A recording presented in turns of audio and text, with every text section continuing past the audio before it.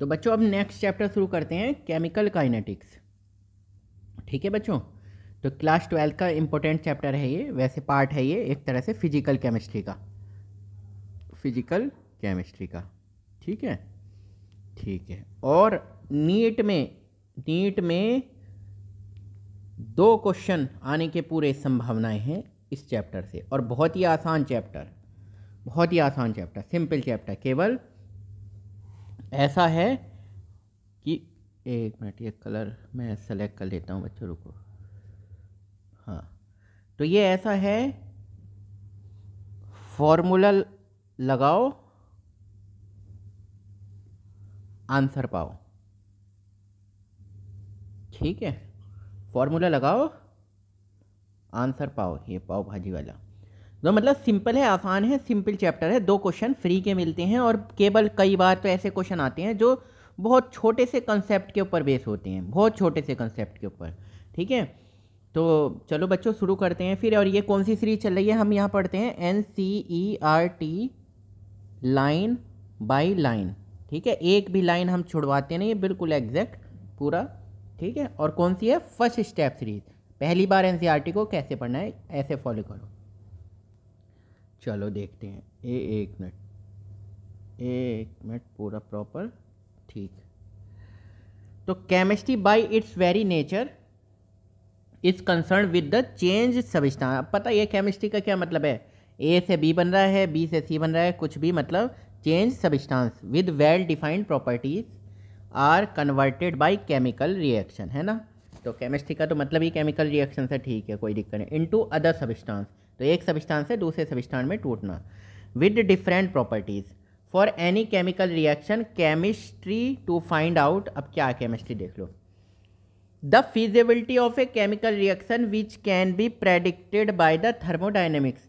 तो फिजिबिलिटी मतलब कि कोई भी रिएक्शन होगी या नहीं होगी, या किस कंडीशन में नहीं होगी, या किस कंडीशन में है, तो वो कैसे पता चलता है, feasibility of chemical reaction can be predicted by thermodynamics, है ना।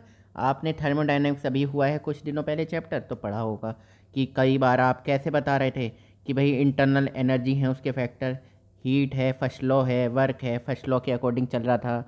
फिर उसकी एंथैल्पी से बताते थे आप कि भाई अगर एंथैल्पी मतलब अगर कोई भी एक्सोथर्मिक रिएक्शन है तो हो रही है खुद, नहीं तो नहीं हो रही। फिर एंट्रोपी से पता चला कि एंट्रोपी कैसी होनी चाहिए, मतलब स्पॉन्टेनियस प्रोसेस होने के लिए कि एंट्रोपी पॉजिटिव में होनी चाहिए, बढ़नी चाहिए। ठीक है, उसके बाद गिब्स फ्री एनर्जी पता चला लास्ट में कि क्या है, डेल्टा जी क्या होगा, अगर निगेटिव है, 0 से कम है, तो क्या है, स्पॉन्टेनियस। तो कई सारे फैक्टर थे, आपने थर्मोडायनेमिक्स में पढ़े।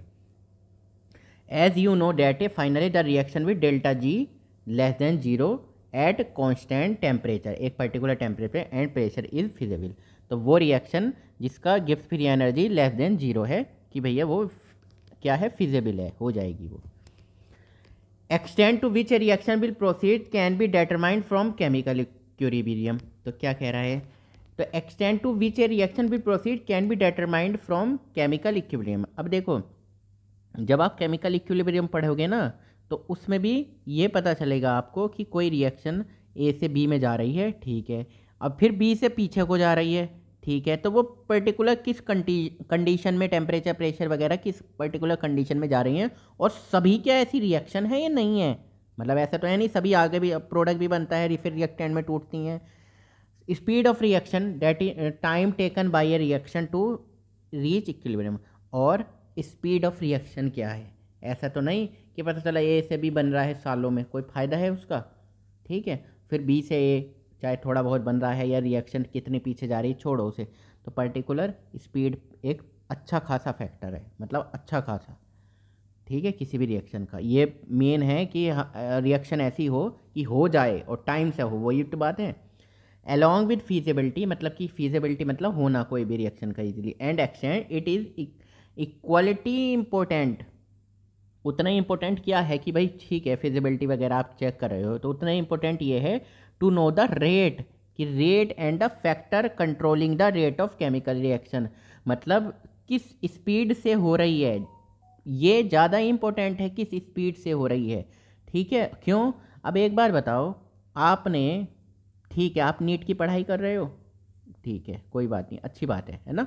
ठीक, नीट के लिए पढ़ाई कर रहे हो, आपका नीट में सिलेक्शन होता है, किसी का हो रहा है, एज तो मेरे ख्याल से शायद क्राइटेरिया फ़िलहाल नहीं है, किसी का हो रहा है एक ड्रॉपर में और किसी का हो रहा 5 साल में, ठीक है, किसी का हो रहा अभी कुछ सालों पहले आया था, 2-3 साल पहले, कि किसी ने 62 ईयर्स की एज में नीट में एडमिशन लिया है।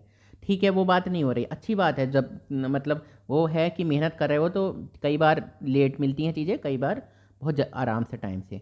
बट एक ये काफ़ी इंपॉर्टेंट फैक्टर है ना कि कितना टाइम लग रहा है किस चीज़ में, किसी भी सफलता में या किसी भी चीज़ में, ठीक है, तो ये इंपॉर्टेंट फैक्टर तो हो गई ना। Rate of camera for its complete understanding, पूरी अच्छे से समझने के लिए कि इसकी स्पीड क्या है, रेट क्या है, वो तो पता होना ही चाहिए, ठीक है। जैसे which parameter determine as to how to rapidly food gets spoiled. अब कोई भी खाना है तो पूरा का पूरा वो कितनी देर में बन रहा है, ख़राब हो रहा है, उबल रहा है, हर चीज़ का हमें पता होना चाहिए ना टाइम, तभी तो आप वो चीज़ प्रॉपर बना भी पाओगे या कुछ भी कर पाओगे। How to design a rapidly setting material for dental filling, ठीक है, मतलब how to design a rapidly setting material for dental, मतलब इन्होंने जनरल यूज़ में किए, मतलब जो डेंटल फिलिंग, दांतों को जो फिल नहीं करते, दांतों में कैविटी जो हो जाती है तो उसे फिल करने के लिए अपन वो आपने लिक्विड सी फॉर्म में, सेमी सॉलिड की फॉर्म में फिल किया, अब वो कितनी देर में जम जाए ये मटेरियल, ये मायने रखता है ना। और what control the rate at which fuel burn in an auto engine, ठीक है, all these question can be answered by the branch of chemistry which deals with the study of reaction rate. ये सारी चीज़ें इस कौन C chemistry में आती हैं, जो डील करती हैं रिएक्शन का रेट्स एंड देयर मैकेनिज्म, कि भाई उसका मैकेनिज्म का कॉल्ड क्या कहलाता है, केमिकल काइनेटिक्स। केमिकल मतलब केमिस्ट्री से रिलेटेड, काइनेटिक्स मतलब काइनेटिक क्या होता है, गति, एक तरह से स्पीड, है ना। तो the word kinetic is derive from the Greek word kinesis, ठीक है, ये किससे लिया गया है वर्ड, काइनेसिस लिया गया है, मीनिंग मूवमेंट, अब मूवमेंट ही तो हो रही है रिएक्शन की, ठीक है। Thermodynamics tells only about the feasibility of the reaction, मतलब थर्मोडाइनेमिक आपको केवल ये बताएगी कि रिएक्शन होगी या नहीं होगी, नहीं होगी, बस आपको ये बता देगी। अब ये थर्मोडाइनेमिक नहीं बता रही कितनी देर में होगी, ये नहीं बता रही है, बस हाँ कि हाँ हो जाएगी, भाई हमें पता है, हमने एनर्जी के फैक्टर चेक कर लिए, सब कुछ चेक कर लिया, एंट्रोपी चेक कर ली, एंथैल्पी चेक कर ली, गिब्स फ्री एनर्जी चाहिए, थर्मोडायनेमिक्स की यो रिएक्शन हो जाएगी। अब कब कितनी देर में होगी ये क्या बताएगी, ये तो केमिकल काइनेटिक्स ही बताएगी, ठीक है बच्चों। Tells about the feasibility of reaction whereas chemical kinetics tells about the rate of reaction. Rate of reaction अगर पता करना है तो chemical tells about the rate of a reaction, ठीक है, ठीक है। जैसे thermodynamic data indicate that diamond shall convert to graphite, जैसे आपको मैं बताऊं एग्जाम्पल के तौर पे, थर्मोडायनेमिक ने ये बता दिया कि भैया जो ये जो डायमंड है ना, shall convert to graphite, but in reality तो डायमंड से ग्रेफाइट बन सकता है, ठीक है, ठीक। थर्मोडायनेमिक्स ने कहा, थर्मोडायनेमिक्स के चैप्टर पढ़े, उससे नॉलेज मिली आपको क्या पर्टिकुलर कंडीशन में थर्मोडायनेमिक्स के अकॉर्डिंग कि कार्बन डायमंड से ग्रेफाइट में, कार्बन ग्रेफाइट में कन्वर्ट हो सकता है, सच है ये, ठीक, कोई दिक्कत नहीं। इन रियलिटी, अगर रियलिटी में बात करें, the conversion rate is so slow that the change is not perceptible at all. तो अब बात करें, ये तो सालों लग जाएंगे, ये प्रोसेस होने में तो सालों लगते हैं, रिएक्शन बहुत स्लो है, तो फिर क्या फ़ायदा, फिर आप इस रिएक्शन का स्टडी करोगे, कुछ फ़ायदा नहीं। देयरफॉर मोस्ट पीपल थिंक,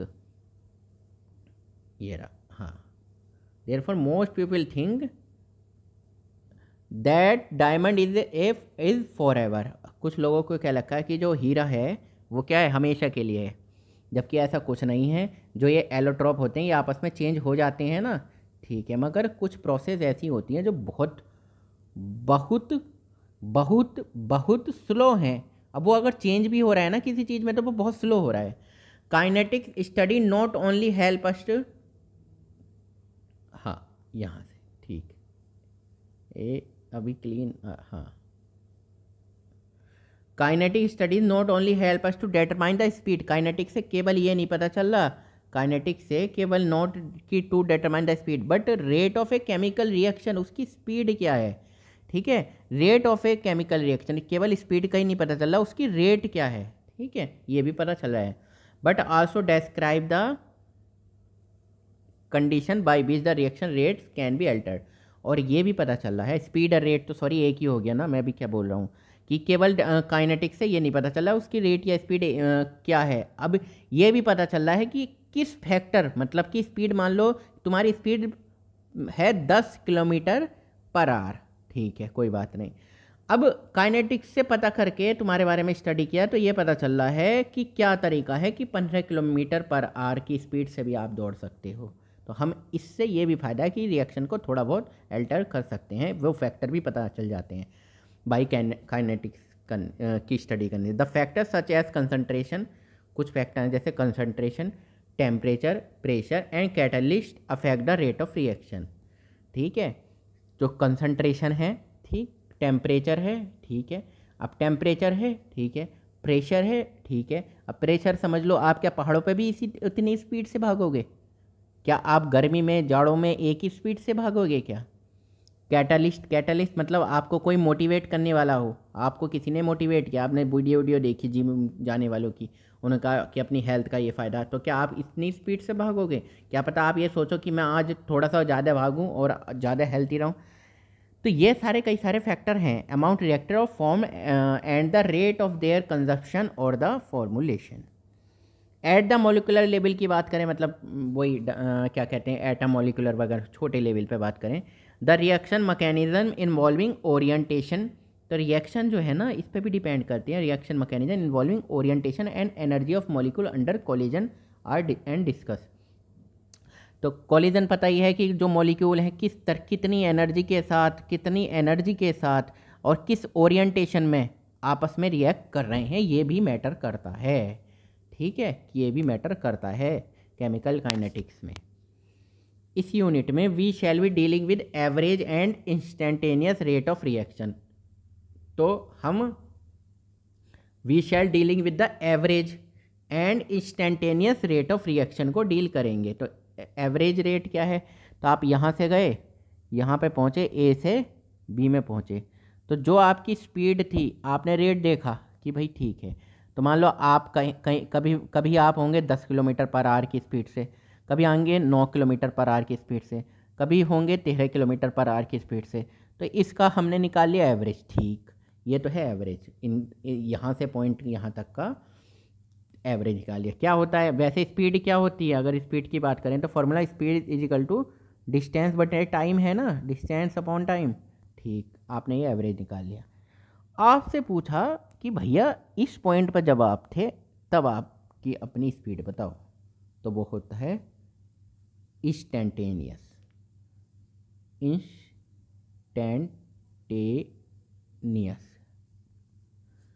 ठीक, समझ में आ गया?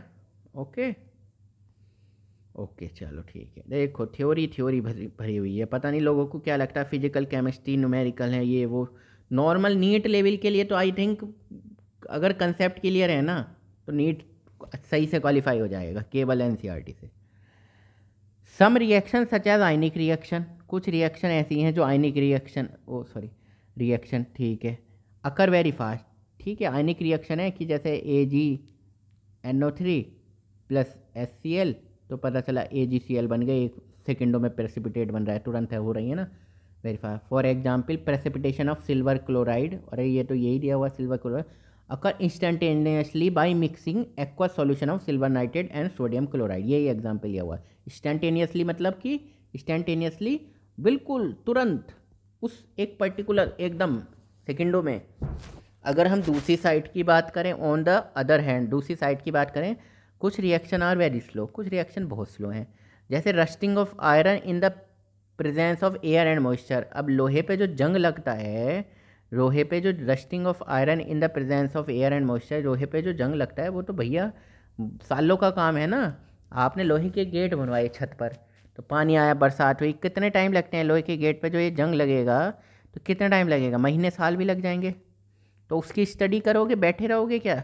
Also there reaction like inversion of cane sugar and hydrolysis of starch, मतलब इन्वर्जन ऑफ केन शुगर का इन्वर्जन, और hydrolysis of starch which process with a moderate speed. तो इसकी स्टडी की जा सकती है।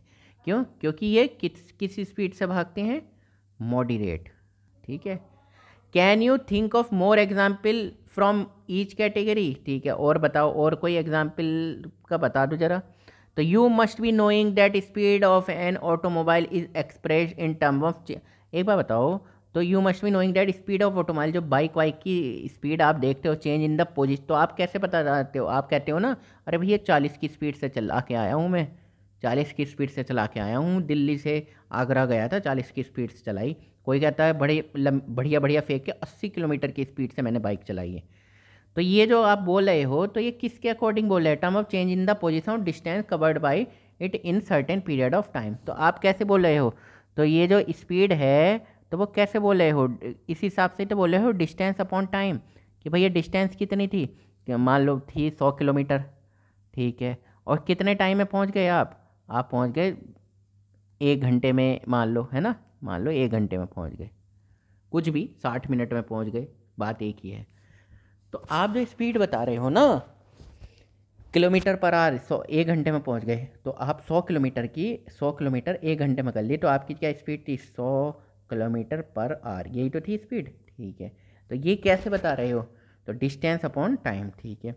Similarly the speed of a reaction, उसी तरह स्पीड ऑफ रिएक्शन जो है ना, तो rate of a reaction can be defined as the change in concentration. तो वो फिर उसी तरह से हमने स्पीड ऑफ रिएक्शन को देखा कि change in concentration upon time of A reactant और प्रोडक्ट, और कंसंट्रेशन ऑफ रिएक्टेंट मतलब कि पहले रिएक्टेंट कितना था और उसके बाद में रिएक्टेंट कितना बचा है, अपॉन में टाइम, या फिर प्रोडक्ट की बात कर लेंगे, आ जाएगा formula. To be more specific it can be express in term of, अब देखो फॉर्मूला आ जाएगा। ठीक है, चलो पढ़ लेते हैं।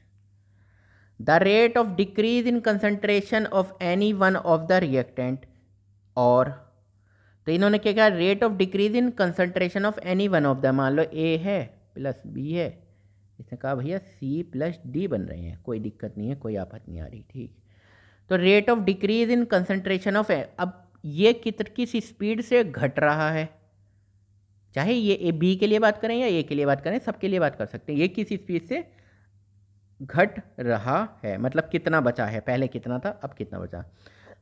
Rate of increase in the concentration of any of the product, अब ये पहले तो था 0, फिर उसके बाद बनेगा ना, तो इसके सी के लिए भी बात करें, rate of increase in the concentration of, तो ये rate of increase in the concentration of any of one of the product consider the, तो अब ये किस स्पीड से बन रहा है, पहले तो 0 था फिर बाद में कुछ बना। Assuming that the volume of the system remains constant, तो volume of the system remains constant, अब ये एज्यूम करके चल रहे हो आपकी सिस्टम में जो वॉल्यूम है, पहले ए और बी थे, ठीक, अब ये बन था, ये था मान लो 500 ml, ठीक, मान लो ऐसे ही कुछ भी, ठीक, तो ए से क्या बन रहा है? सी बनेगा, अब बी से बन रहा है डी, मतलब ए प्लस बी से सी और डी बन रहे हैं, तो ये थोड़े थोड़े ख़त्म हो रहे हैं और सी और डी नए बन रहे हैं, तो वॉल्यूम जो है ये मान के चल रहे हैं हम, वैसे रिमेन कॉन्स्टेंट, सिस्टम रिमेन क्या है? Remains constant. ठीक, अब देख लो ज़रा गौर से, बहुत आसान चैप्टर है, बहुत ही बढ़िया। 1 mole of the reactant are produce 1 mole of the product P, एक कोई रिएक्शन लिखी आपने, if R1 and P1 are the concentration of R and P respectively at time T, R2 and P2 are the concentration at time T, then देखो ये क्या बोल रहा है, ये बोल रहा है भैया 1 R से बना P, तो T is equal to T1 time पे, T1 टाइम पे, तो R1 की concentration 1 mole of the reactant produce 1 mole of the product if R1 and P1 are the concentration of R and P respectively at, ये R1 है T1 time पे, और T2 time पे इसकी concentration जो बची हुई है, तो मतलब जो हमने जब देखा आँख निकाली एक पर्टिकुलर T1 टाइम पे, तो देखा भैया R1 मान लिया इसे, जब आँख से फिर हमने देखा थोड़ी देर बाद आके जो भी कंसंट्रेशन बची हुई थी R2 मान लिया। ठीक, ओके, तो अब ये बताओ T1 में से T2 गया, मतलब कि जो भी टाइम का डिफरेंस है, यानी कि पहले कुछ टाइम पे देखी थी, फिर बाद में कुछ टाइम पे देखी थी, तो इसका मतलब क्या है, यही तो हो गया डेल्टा टी मतलब T2 माइनस T1। अगर हम डेल्टा आर बोलें तो आर रिएक्टेंट की फाइनल कंसंट्रेशन, ये final concentration minus initial concentration, ये डेल्टा आर है। डेल्टा पी की बात करें, इस जैसे ये थी कि जैसे ये थी R1, उसी तरह प्रोडक्ट की बात करें तो फाइनल क्या होगी P2, और इन शुरुआत में प्रोडक्ट बन गया था P1 थोड़ा सा, ठीक है। थोड़ी देर बाद देखा अरे ये तो बहुत ज़्यादा बन गया, ठीक है। तो डेल्टा पी मतलब P2 माइनस P1। अब देखो, the square bracket in the above experiment are use to express molar concentration. जब आपको ये ऐसे मिले ना, ये तो इसका मतलब है मोलर कंसंट्रेशन, ठीक है। तो मोलर कंसंट्रेशन का मतलब क्या होता है, मोल पर लीटर, यही तो है, ठीक। मोलर कंसंट्रेशन आपको पता चल गई, ठीक है, मोल पर लीटर ही तो, ठीक। अब किस स्पीड से आर रिएक्टेंट गायब हो रहा है, तो इसको हमने बोला rate of disappearance of R. वही बात है, किस स्पीड से भाग रहा है, डिसअपियर मतलब गायब हो रहा है। तो क्या है, यानी कि ये रिएक्टेंट तो कम हो रहा होगा ना, और ये प्रोडक्ट बढ़ रहा होगा, तो रिएक्टेंट को तो क्या बोलेंगे, डिसअपियरेंस, रिएक्टेंट डिसअपियर हो रहा, प्रोडक्ट को क्या बोलेंगे, अपीयरेंस मतलब बन रहा है। तो डिसअपियरेंस मतलब कि इसकी कंसंट्रेशन घट रही होगी, है ना, और इसकी कंसंट्रेशन बढ़ेगी। तो हमने रिएक्टेंट के लिए लिखा rate of disappearance of R. तो rate in concentration decrease in concentration of R, क्योंकि रिएक्टेंट की कंसंट्रेशन घटेगी, और अपॉन में टाइम टेकन, अपॉन में क्या है, ये टाइम टेकन, भाई कितने देर में घट रहा है। तो ये decrease in concentration of R मतलब कि डेल्टा आर, और टाइम टेकन मतलब कि डेल्टा टी। समझ में आ गया या नहीं आया, मुझे ये बताओ, ठीक है। उसी तरह से मैंने क्या बोला, अगर कि उसी तरह से रेट ऑफ डिसअपियरेंस की जगह प्रोडक्ट के लिए प्रोडक्ट के लिए क्या लिखेंगे, प्रोडक्ट तो बन रहा है, यानी कि अपीयरेंस, अपीयरेंस मतलब क्या लिखेंगे, ये तो घट रहा है, माइनस है, तो वो तो बढ़ेगा ना, तो वो तो डेल्टा पी होगा अपॉन डेल्टा टी। ये होगा या नहीं होगा, देख लेते हैं भैया, होगा या नहीं होगा, ये देख लो ज़रा, पहचान लो खुद ही, मैं नहीं पहचान रहा, खुद पहचानोगे। तो ये बहुत आसान है, rate of appearance of P increase in the concentration of P, मतलब कि कितना प्रोडक्ट इंक्रीज हो रहा है उसकी कंसंट्रेशन, और अपॉन टाइम टेकन कितना लग रहा है। तो पहले तो जीरो था, तो उससे बढ़ रहा होगा, तो डेल्टा पी है ना, initial final minus initial upon delta T. Plus में क्यों है पता ही है आपको, since delta R is a negative quantity, भाई डेल्टा आर तो घटेगा ना, फाइनल वैल्यू उसकी क्या होगी, फाइनल माइनस इनिशियल है, ठीक। तो डेल्टा आर तो घट रहा है, तो as concentration of reactant is decreasing, ठीक है, it is multiplied with the -1 to make the rate of reaction of a positive quantity. तो क्या किया इसको, ताकि क्वांटिटी पॉजिटिव रहे, तो -1 इट इज़ मल्टीप्लाइड विद, किससे कर दिया था, -1 to make the rate of reaction of a positive quantity, ठीक। Equation 4.1 and 4.2 given above represent the average rate of reaction, मतलब ये are average rate of reaction बता रही है कि भैया कितनी particular time taken delta T है ना, तो ये क्या हो गया, इन्हें तो एक तरह से ए से बी में हो रहा था चेंज, या आर से प्रोडक्ट में बन रहा था, तो टाइम टेकन अब बताओ कितना टाइम लगा, तो ये नीचे क्या है डेल्टा टी, कितना टाइम लगा, और decrease in the concentration of R, अब इस पर्टिकुलर टाइम में जो रेट पहले थी, ये रिएक्टेंट बना हुआ था R1, थोड़ी देर बाद आँख से झाँक के देखा कि भैया कितनी कंसंट्रेशन बची हुई R2, तो ये क्या है R2 माइनस R1 है ना, तो मतलब कि delta R upon delta T, ठीक है, ठीक। अब ये देखो, average rate depends upon the change in concentration of reactant और product and time taken for that change to occur. तो ये क्या बोल रहा है भाई, कि भाई एवरेज रेट डिपेंड किस पे चल रहा है, upon the change in concentration of reactant या प्रोडक्ट। एवरेज रेट इस पे डिपेंड कर रहा है कि रिएक्टेंट की कंसंट्रेशन कितनी देर में चेंज हो रही है, मतलब रिएक्टेंट तो कम हो रहा है और प्रोडक्ट की कंसंट्रेशन बढ़ रही है कितनी देर में, and the time taken for that change to occur, और कितना टाइम लग रहा है, ठीक है, वो कंसंट्रेशन चेंज होने में। अब देख लो भैया ये बोला है। अब ये जो ग्राफ है बहुत इंपॉर्टेंट है, बहुत आसान है, instantaneous and average rate of reaction. तो अब ये इसने क्या बोला है, अब मुझे बताओ, ये जो ग्राफ है, ये ग्राफ में कुछ आपको ऐसा नज़र आ रहा है कि ये नीचे को जा रहा है ग्राफ, ये नीचे को जा रहा है ग्राफ। तो ये ग्राफ किसका होगा, कंसंट्रेशन ऑफ रिएक्टेंट का। ये कंसंट्रेशन ऑफ ये होगा कंसंट्रेशन ऑफ रिएक्टेंट का। ठीक, ये किसका ग्राफ होगा, कंसंट्रेशन ऑफ प्रोडक्ट का। बताओ होगा या नहीं होगा, होगा। अब मुझे ये बताओ यहाँ से ये तो खैर इंस्टेंटेनियस पॉइंट है, ठीक है। ये क्या है, वैल्यू सबसे पहले रिएक्टेंट की कितनी थी। अब यहाँ से रिएक्टेंट मतलब रिएक्टेंट से ही तो प्रोडक्ट बन रहा है। तो ये जो ग्राफ है ये रिएक्टेंट का है, ये जो ग्राफ है ये प्रोडक्ट का है। तो रिएक्टेंट क्या होगा, नीचे घट रहा है। एक मिनट बच्चों जी, तो रिएक्टेंट से प्रोडक्ट, ये रिएक्टेंट का है ग्राफ, ये प्रोडक्ट का है।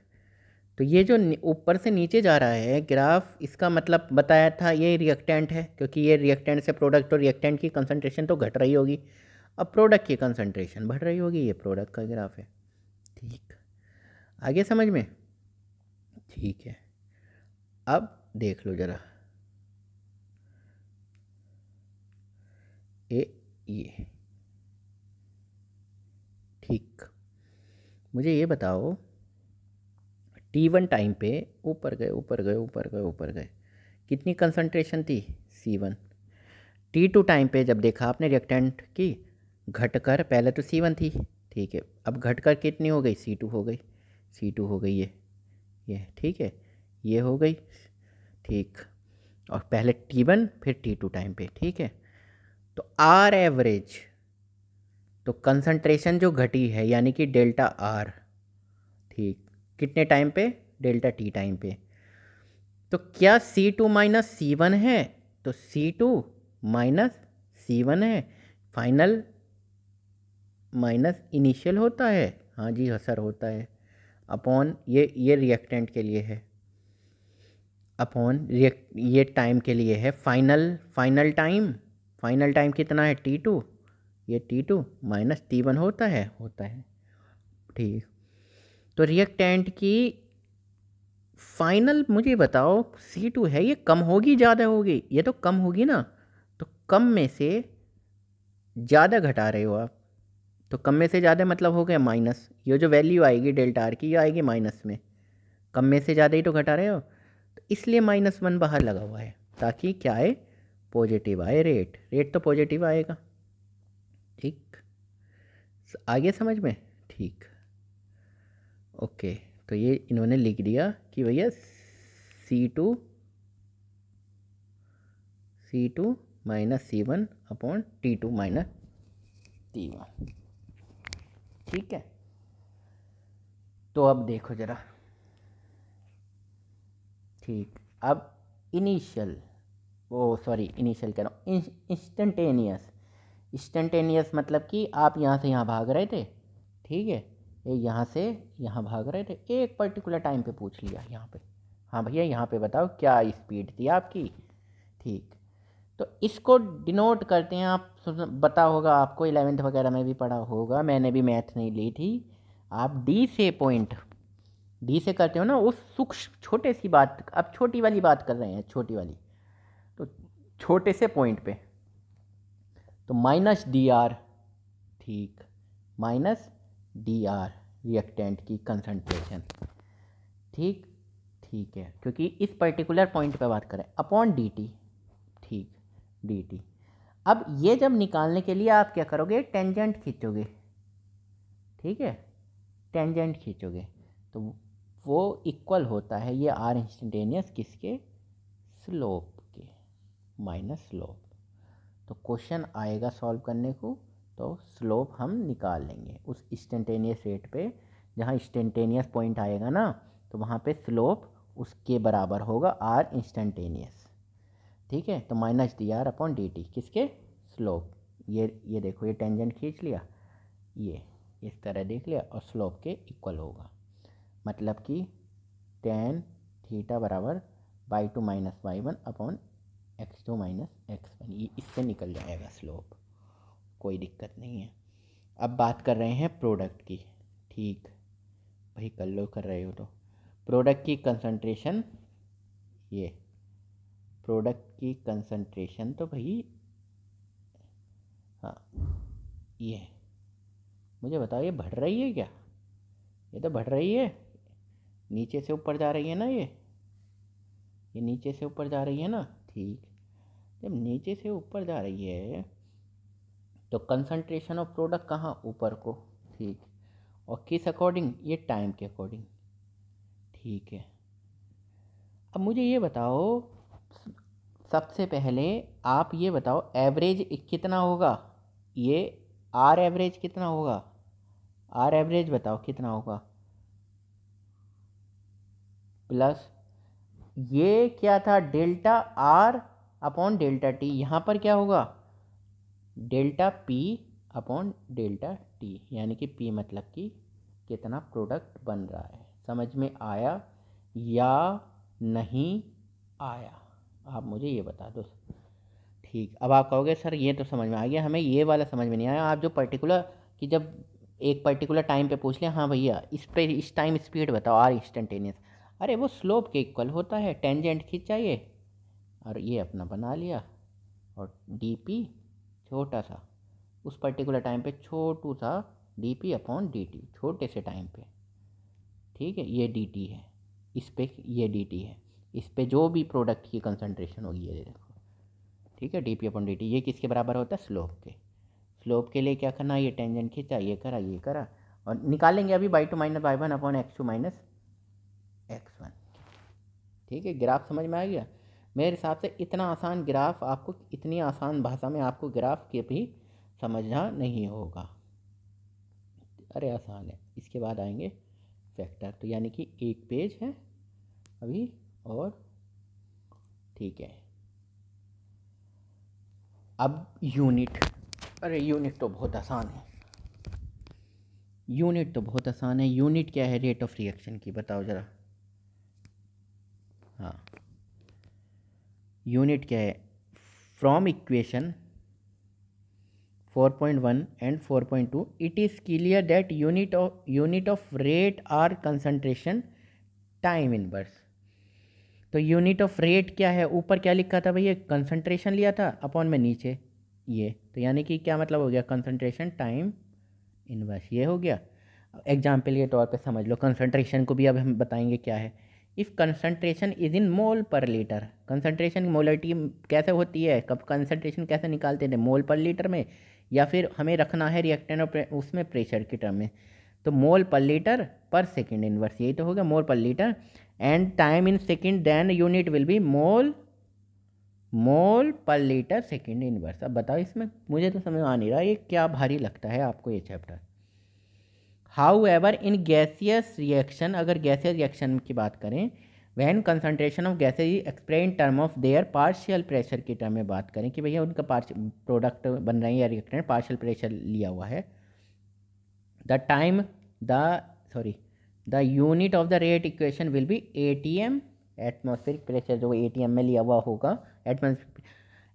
अगर मान लो कोई रिएक्शन हो रही है कि भैया ये ए है, ये बी बना, या ए से बन गया सी, तो इसका पार्शियल प्रेशर P1 है या इसका पार्शियल प्रोडक्ट का P2 है, तो किसी में भी यूनिट मान लो उसकी बात करें आप रिएक्टेंट के अकॉर्डिंग, तो रिएक्टेंट के अकॉर्डिंग आप बात कर रहे हो तो क्या बात करोगे, एटीएम सेकेंड इनवर्स, इसको लेंगे हम एटीएम की में, ATM second inverse. Second inverse क्यों, नीचे तो सेकेंड आएंगे, क्वेश्चन हम कर नहीं रहे। ठीक, क्या करने पड़ेंगे, ये क्वेश्चन क्या है, सॉल्यूशन दिया हुआ है। ठीक है, कोई दिक्कत नहीं है, बहुत आसान है ये सॉल्यूशन। ठीक, हाँ ये देख लो एक बार ये ग्राफ, ये क्या इसी का क्वेश्चन है, चलो कोई बात नहीं देखते हैं।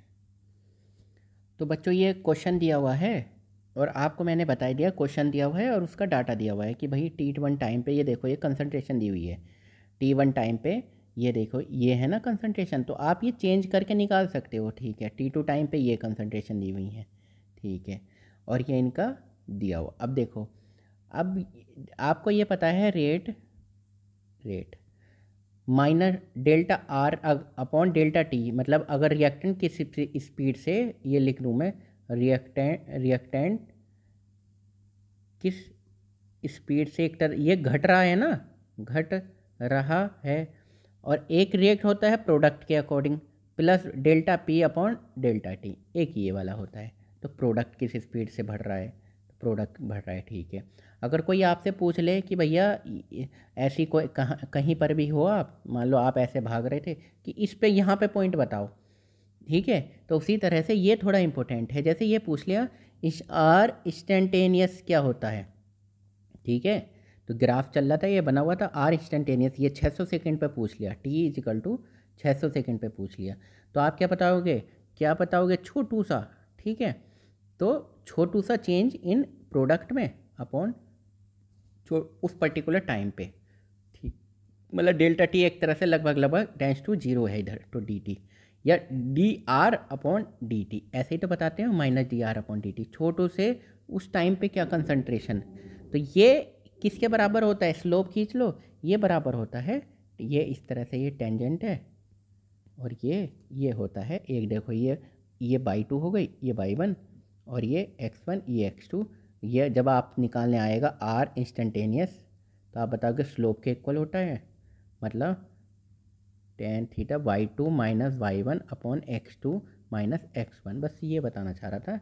ये जो यहाँ पर आया है ना, ये कंसंट्रेशन बच्चों, आर इंस्टेंटेनियस 600 सेकंड पर, ये 0.0165, ठीक है, देखो ज़रा, तो 0.01 ये यहाँ पे लिया हुआ, ये देखो माइनस 0.037, ठीक, माइनस क्या है, ये देखो इस पॉइंट पे कंसंट्रेशन ली लगभग 0.03 कुछ करके, और यहाँ पे ली 0.016, और ये देखो ये 400 है और ये 800 है, ये आर पर्टिकुलर इंस्टेंटेनियस टाइम पे निकाल ली, ये निकाल ली 800 400, और ये निकल के आ गई ये। उसी तरह इंस्टेंटेनियस टाइम पे ये 250 सेकंड पे भी निकाल ली, 350 सेकंड पे भी, 450 सेकंड पे, ठीक है। चलो अब आगे बढ़ते हैं रिएक्शन में, सिंपल है, कोई दिक्कत नहीं है, 2-3 ही फॉर्मूले अभी तक बताए हैं। नाउ कंसीडर ए रिएक्शन, अब एक रिएक्शन करते हैं, मरकरी है, क्लोरीन है, ये लिक्विड, ये gas, HgCl2 solid, where stoichiometric coefficient of the reactant, ठीक है, स्टोक्योमेट्रिक कोफिशिएंट ऑफ रिएक्टेंट का stoichiometric coefficient M product are same, तो स्टोक्योमेट्रिक कोफिशिएंट ऑफ रिएक्टेंट, ठीक है, ये रिएक्टेंट का एक ही तो है, और प्रोडक्ट का भी एक आगे, then rate of the reaction is given below, ऐसे डी है, तो रेट ऑफ रिएक्शन क्या है, ये क्या है, डेल्टा एच जी, ये डेल्टा एच जी, ये यहाँ पे बने डेल्टा एच जी, ठीक है, अपॉन डेल्टा टी किस पर्टिकुलर टाइम डिफरेंस क्या है, ठीक। अब ये किसके है, क्लोरीन के, ये भी रिएक्टेंट है, ये तो इसलिए माइनस आएगा, ये था ना minus delta R upon delta T,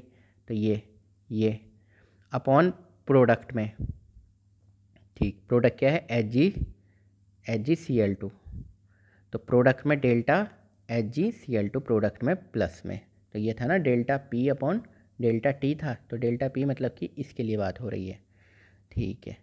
rate of disappear क्या होता है, रिएक्टेंट होता है, of any of the reactant is same, कोई भी reactant of any of the reactant is same as the rate of appearance of the product, तो rate of disappear हो रहा है, चाहे एक ये दो हैं तो दो हो रहे हैं, of any of the reactant is same as the rate of appearance of the product, जैसे कि जिस हिसाब से ये प्रोडक्ट अपियर दिखेगा भाई, मतलब ये एक मिनट, हाँ, ये ए से बी बन रहे थे, तो ए क्या हो रहा था, गायब हो रहा था, और बी धीरे धीरे अपियर होता जा रहा था, but in the following reaction 2 moles of HI decompose to produce 1 mole each of the H2 और I2। अगर बात करेंगे इस रिएक्शन में 2 मोल ऑफ HI, यहाँ तो डिसअपियर, अब आप कहोगे यहाँ तो सर 2 मोल है, H2 बन रहा है और I2 बन रहा है, यहाँ कैसे लिखेंगे? कुछ नहीं, यहाँ भी लिखने का तरीका देख लो, बहुत आसान है। ठीक है, अब ऐसी रिएक्शन में अभी तो आपने 1 देखी थी कि भैया 1 मोल थे, तो for expressing rate of such a reaction where stoichiometric coefficient of reactant का स्टोइकियोमेट्रिक कोफिशिएंट और प्रोडक्ट आर नॉट इक्वल। देखो ये 2 है, यहाँ पे बन रहा है, यहाँ पे बन रहा। अगर ऐसी जगह पे प्रोडक्ट का इक्वल ना हो स्टोइकियोमेट्रिक कोफिशिएंट रिएक्टेंट और प्रोडक्ट का, rate of disappearance of any of the reactant, कोई सा भी रिएक्टेंट डिसअपियर हो रहा है, कोई भी एक भी, और द रेट ऑफ अपीयरेंस या कोई प्रोडक्ट बन रहा है, is divided by their respective stoichiometric coefficient. मतलब जो उसका मान लो इसके आगे 5 है, इस HI के आगे 2 है, 5 है, मान लो 2 ही है, 5 क्यों लिखें, 2 ही है, तो ये जो 2 है ये इसके अपॉन में चले जाएगा, यही बोला है, ये is divided by their respective stoichiometric coefficient. Since rate of consumption of HI is twice the rate of formation of H2 और I2, तो rate of consumption of HI जो है ना, किस स्पीड से भागेगा, is twice the rate of formation of H2 और I2। इन दोनों की स्पीड से तो दुगना ही चल रहा है ना, ये तो तेज़ी से ख़त्म हो गए, तो ज़्यादा है, डबल है, इससे तो आधे बन रहे हैं ये। To make them equal the term delta HI is divided by 2। तो ये बोला ना आपसे क्या बोला है, आपसे बोला है कि भाई जो स्टोइकियोमेट्रिक कोफिशिएंट है वो नीचे चले जाएगा, माइनस तो होता ही है। अब डेल्टा H2 बाई D2, ये इसका मतलब है delta P upon delta T, product ही तो है, इसका मतलब है delta P upon delta T, यही तो मतलब है। ठीक है, अब देखो, ठीक, इसी तरह से सिमिलरली फॉर द रिएक्शन की बात करें, अब ये रिएक्शन हो गई नहीं, 5Br माइनस BrO3, ये नई रिएक्शन है, ठीक है, तो ये ठीक, ये रिएक्टेंट है, ठीक, ये क्या है, प्रोडक्ट है। तो एग्जाम्पल के तौर पर अब मैंने क्या बताया हुआ, रेट क्या है, अगर रिएक्टेंट की बात करें तो minus delta R by delta T, और रेट अगर प्रोडक्ट की अकॉर्डिंग लिखें तो delta P upon delta T। तो ये रिएक्टेंट की बात करते हैं किसके अकॉर्डिंग, ब्रोमीन के अकॉर्डिंग, तो delta Br minus upon delta T। अब मुझे ये बताओ, ये स्टोइकियोमेट्री अपॉन में चला जाएगा 1/5, BrO3 ये स्टोइकियोमेट्री 1 ही है तो कुछ नहीं, तो delta BrO3 upon delta T, ठीक। ये 6H ये मतलब अपॉन में चले जाएगा, तो ये देखो ये, ठीक, और ये H प्लस जो है ये delta H plus upon delta T, ये इसके अकॉर्डिंग लिखा हुआ ही है, ठीक। 3Br2 ये क्या है, 1/3 चला जाएगा, और Br2 मतलब कि आप मुझे बताओ, ये रहा delta Br2 upon delta T, और ये वाटर के मॉलिक्यूल है, ये delta water upon delta T, और ये 3 नीचे अपॉन में चला गया, ठीक। For a gases reaction at constant temperature, constant temperature पे बात करें, T क्या है, T बराबर कांस्टेंट, ठीक। गैसेज रिएक्शन हो रही है कोई, concentration is directly proportional to the partial pressure of a species, hence concentration आपने ये पढ़ी है ना reaction, PV equal to nRT, ठीक। तो P इक्वल टू क्या है, N अपॉन V, मतलब कि ये कंसंट्रेशन, ये V, ठीक, और ये RT, यही तो है। तो ये N अपॉन V क्या है, आप मुझे बताओ, N अपॉन V क्या है, ये है कंसंट्रेशन, ठीक।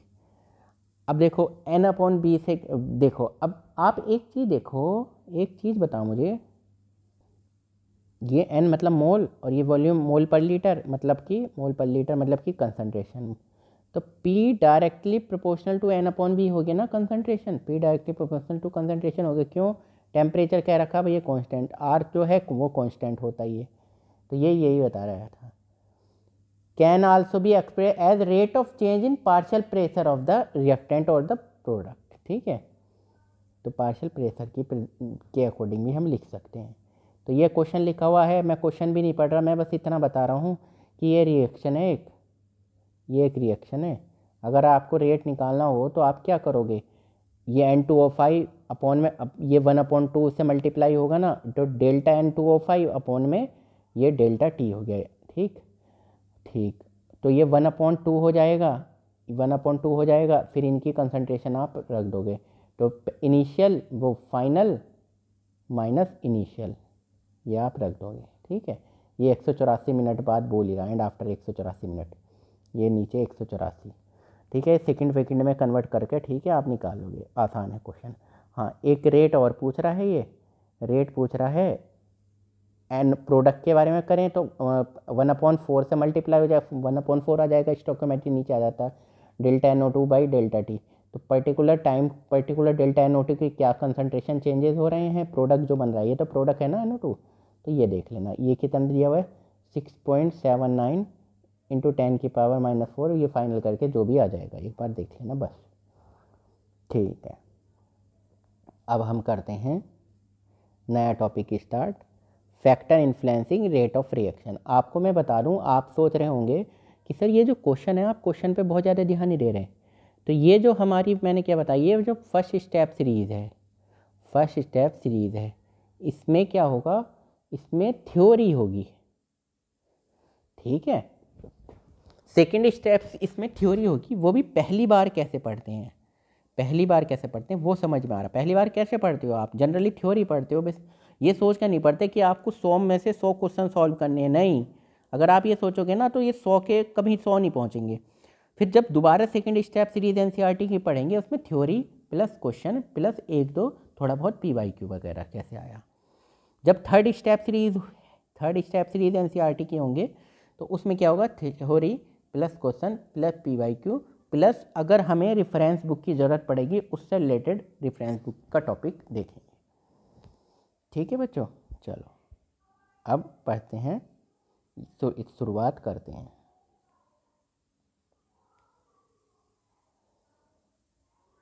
ठीक है, ठीक है, तो factor influencing rate of reaction, कौन कौन से फैक्टर हैं जो इन्फ्लुएंस करते हैं rate of reaction. Rate of reaction depends upon the experimental condition such as concentration of reactant.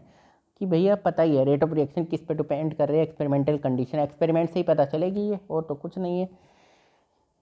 Concentration of reactant, pressure in case of gas, अगर gas दी हुई है तो प्रेशर भी देख सकते हो, टेम्परेचर एंड कैटालिस्ट वगैरह। ठीक है, ठीक है, तो बच्चों कंसंट्रेशन ऑफ रिएक्टेंट पे डिपेंड हो रही है। जो ये देखो rate of reaction experimental condition सच है, जैसे किस किस पे रेट ऑफ रिएक्शन डिपेंड हो रही है, ROR ये रेट ऑफ रिएक्शन, एक तो कंसंट्रेशन ऑफ रिएक्टेंट मेन तो खैर यही है, और प्रेशर है किस में, कब, जब गैसेज हों। ठीक है, रिएक्टेंट में, प्रोडक्ट में गैसेज हों, और किस में, टेम्परेचर एंड कैटालिस्ट। ठीक है बच्चों, इस पे डिपेंड हो रही है। तो अब dependence on rate of concentration, तो भाई कंसंट्रेशन पे कैसे डिपेंड है, अब ये देखो, the rate of chemical reaction at A given temperature may depend on the concentration of one और मोर रिएक्टेंट एंड प्रोडक्ट। तो जो भी रेट ऑफ केमिकल रिएक्शन है पर्टिकुलर टेम्परेचर पर, तो वो किस पे डिपेंड हो सकता है, एक तो कंसंट्रेशन पे ऑफ वन, मतलब रिएक्टेंट में जो कंसंट्रेशन है, या तो वन और मोर रिएक्टेंट, और भी मतलब अगर A + B रिएक्टेंट है तो ऐसा भी हो सकता है केवल A पे डिपेंड हो, ऐसा भी हो सकता है B पे हो, दोनों पे भी हो सकता है, पढ़ेंगे। And product, the representation of rate of reaction in terms of concentration of the reactant is known as the rate law. तो क्या कह रहा है रेट लॉ, क्या है, the representation of rate of reaction, rate of reaction का representation किस according, concentration of the reactant, reactant के according concentration is known as rate law. It is also called as rate equation और rate expression. ठीक है,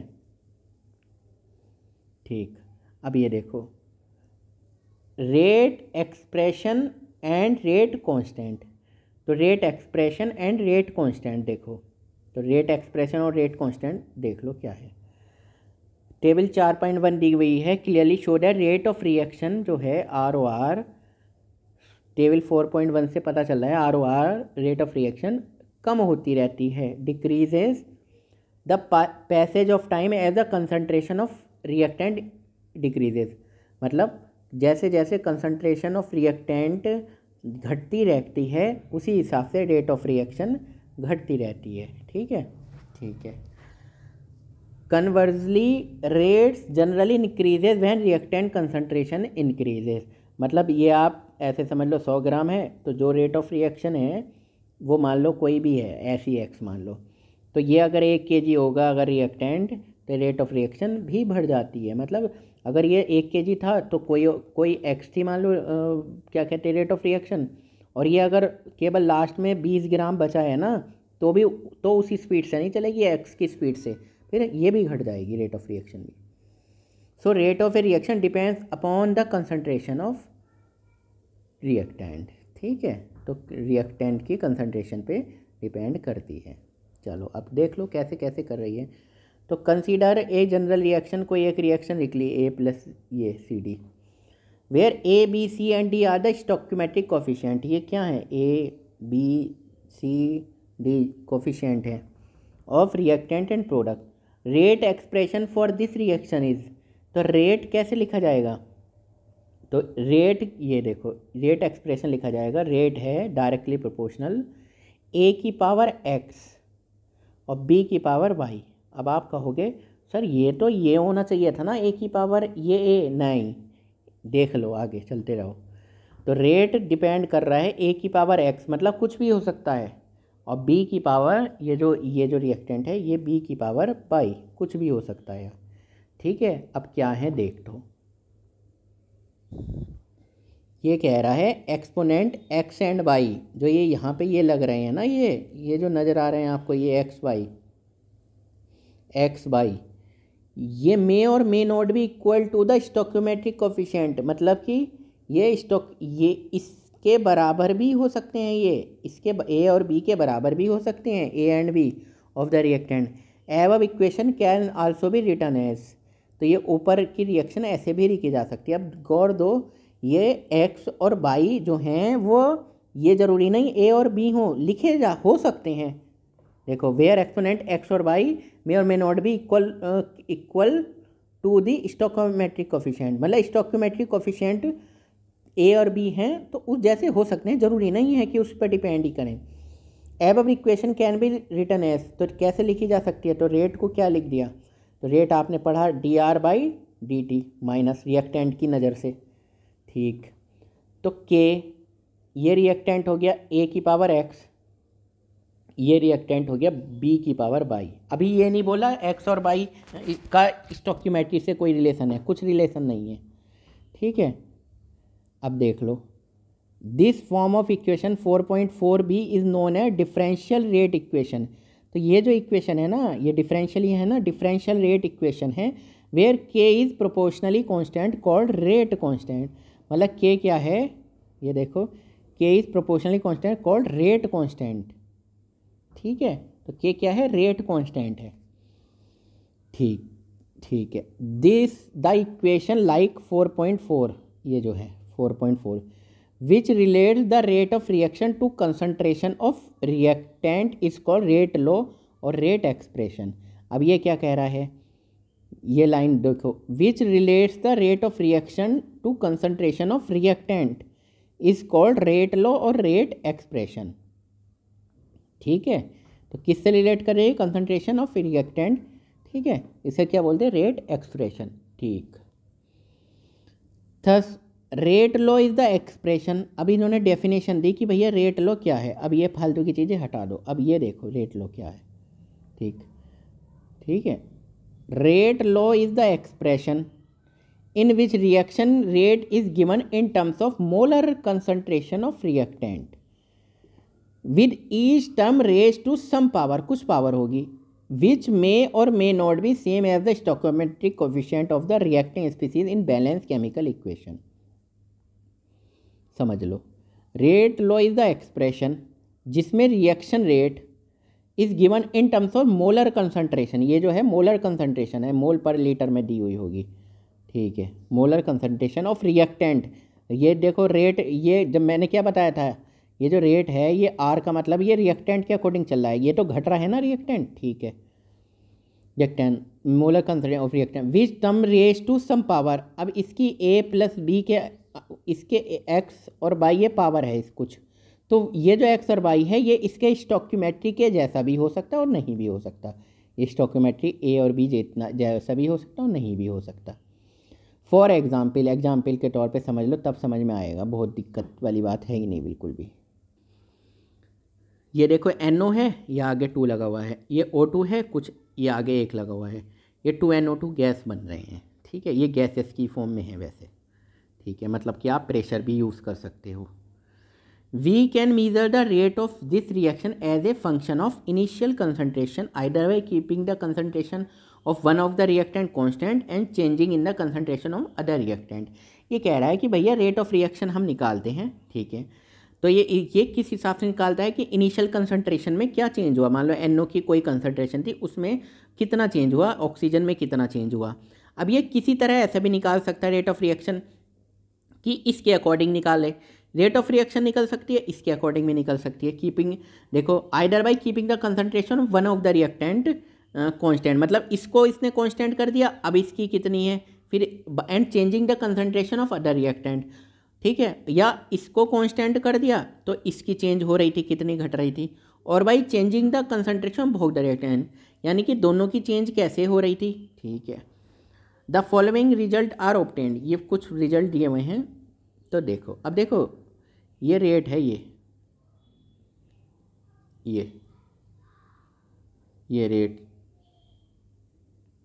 rate, rate ये दिया हुआ है, ठीक है, और ये देखो इन्होंने ये रेट दिया हुआ है ना dr/dt, ठीक है, और ये रेट क्या है कि a की पावर x b की पावर y, मतलब ये क्या है, ये रिएक्टेंट है, ये रिएक्टेंट है, ये तो स्टोकियोमेट्री भी हो सकते हैं और नहीं भी हो सकते। ये रेट तो हमने कैसे पढ़ा था, पहले ये पढ़ा था ना कंसंट्रेशन रिएक्टेंट की किस हिसाब से घट रही है, किस हिसाब से घट रही है, ठीक है, यही तो पढ़ा था, पर्टिकुलर टाइम के अकॉर्डिंग, ठीक है। तो ये क्या है a और x, ठीक है, चलो अब ये हमने पढ़ ही लिया। अब इसने ये दिया हुआ है, देखो, ठीक है, ये दिया हुआ है, इससे समझ रहे हैं। अब देख लो ये इसमें क्या चेंज हो रहा है, अब देखो ज़रा समझो इसे, देखो ये रिएक्शन है ये वाली, एक मिनट, ये सही करो जब कर रहे हैं तो 2NO + O2 और प्रोडक्ट में बन रहा है 2NO2, ठीक है। अब ये समझो ज़रा,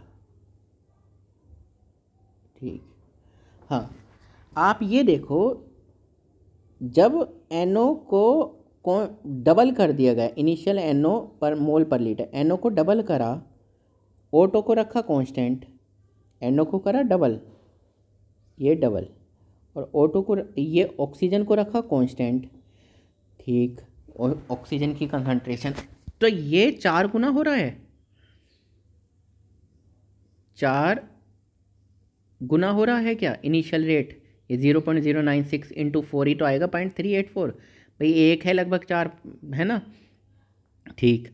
अब देखो एक बार ऐसा देखो, ये NO को कांस्टेंट रखा, तो ऑक्सीजन की कंसंट्रेशन अगर हमने डबल करी, ऑक्सीजन की, इसको कांस्टेंट है, ठीक, और इसकी डबल करी, तो आप ये देख रहे हो इसकी कितनी हो रही है, ये हो रही है डबल, यानी कि इसकी डबल करने पे, देखो ऑक्सीजन की कंसंट्रेशन डबल करने पे ये भी डबल हो रहा है, तो ऑक्सीजन की पावर पे तो 1 डिपेंड करता है, भाई डिपेंड कितना कर रहा है, इसको डबल कर रहे हैं, ऑक्सीजन को डबल कर रहे हैं, तो भैया रेट भी डबल हो रहा है, ठीक है। और जब हम इसको NO को डबल कर रहे हैं, यहाँ देखो NO को डबल कर रहे हैं, तो ये तो 4 गुना हो रहा है, मतलब इसको डबल करने पर NO को 4 गुना बढ़ रहा है, तो यानी कि डबल करने पे 4 गुना बढ़ रहा है, यानी पावर 2 पे डिपेंड करता है, NO की पावर 2 पे डिपेंड करता है, और ऑक्सीजन की पावर 1 पे डिपेंड करता है, यही तो हो गया ना, मतलब यही कह रहा है, आप खुद देख लो। अब हम केवल लाइनें जो बोलेंगे अब वो पढ़ना, देख लो भाई, हम तो कुछ कह नहीं रहे। It is obvious after looking at the result when the concentration of Na is doubled, ये अगर ये डबल करे जा रहे हैं, and that of oxygen is kept constant, oxygen constant, then the initial rate increases by a factor 4 from 0.096 to, ये देखो factor 4 गुना हो रहा है, इसको डबल करने पे 4 गुना, ठीक है, ये डबल हुआ, ये 4 गुना हो गया। ठीक ठीक, mole litre inverse second inverse. This indicated rate depends upon the square of the concentration of NO, मतलब NO की पावर 2 पे डिपेंड कर रहा है ना। ठीक, ये इस एक चीज़ को डबल कर रहे हैं, वो 4 गुना बैठ रहा है, तो NO की पावर 2 ही तो होगी। ठीक, when concentration of Na is kept constant पहले और तीसरे में है, अगर ये 0.3 से 0.3, ठीक। कंसनट्रेशन O2 इज डबल्ड, अरे ये तो डबल हो रही है, ऑक्सीजन हो रही है डबल हो रही है, मतलब कि क्या है, डबल होने का मतलब तो पावर किस पे डिपेंड कर रहा है भाई। अगर ऑक्सीजन डबल हो रही है तो रेट कितना हो रहा है, रेट हो रहा है डबल। ये डबल करने पे ये भी डबल हो रहा है, तो इसका मतलब तो ऑक्सीजन डबल है, rate also get double, indicating that rate depends on concentration of oxygen to first power, केवल एक, यानी ऑक्सीजन की एक पावर पर डिपेंड कर रहा है। Hence the rate equation for this reaction will be, rate क्या है, रेट ये के NO2 की पावर 2 और O2 की पावर 1, ये डिपेंड हो गया। प्रैक्टिकली देखा आपने, ये प्रैक्टिकली देखा, प्रैक्टिकली ही समझ जा। The differential form of this rate expression is given as, तो डिफरेंशियल देखो, dR/dt, देख लो गौर से, dR/dt ये रेट है डिफरेंशियल फॉर्म में, ठीक। के NO2 की पावर किस पे डिपेंड कर रहा था, 2, O2 की पावर पे किस पे डिपेंड कर रहा था, 1। Now we observe that for this reaction in the rate equation derived from the experimental data, the exponent of the concentration term are the same as their stoichiometric coefficient in the balance chemical equation, ठीक है। अब देखो ये क्या कह रहा है, we observe, हमने ऑब्जर्व देखा इस रिएक्शन के लिए rate equation derived from the experimental data, जो आपने रेट देखी थी वो इन डाटा से मैच करी है, ये आपने देखे थे। तो आपने यहाँ पे देखा, ये कहना चाह रहा है, आपने देखा NO की पावर 2 पे डिपेंड कर रहा है, ये स्टोइकियोमेट्री जैसा हो गया।